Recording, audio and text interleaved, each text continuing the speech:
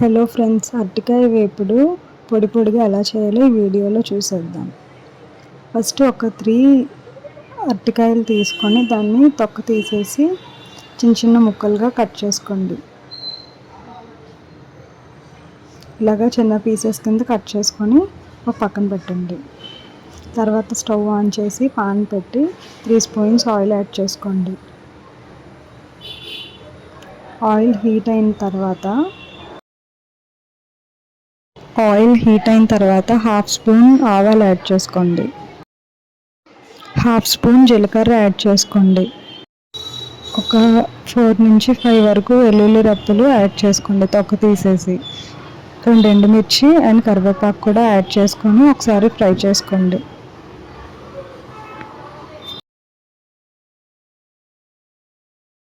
అవి ఫ్రై అయిన తర్వాత మనం కట్ చేసి పెట్టుకున్న అరటికాయ ముక్కల్ని యాడ్ చేసుకోండి.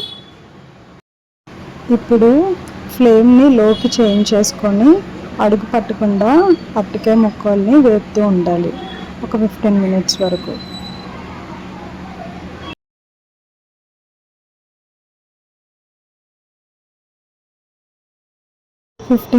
తర్వాత కలర్ ఇలా చేంజ్ అయ్యాక half spoon salt and 1 spoon red chilli powder add చేసుకోండి.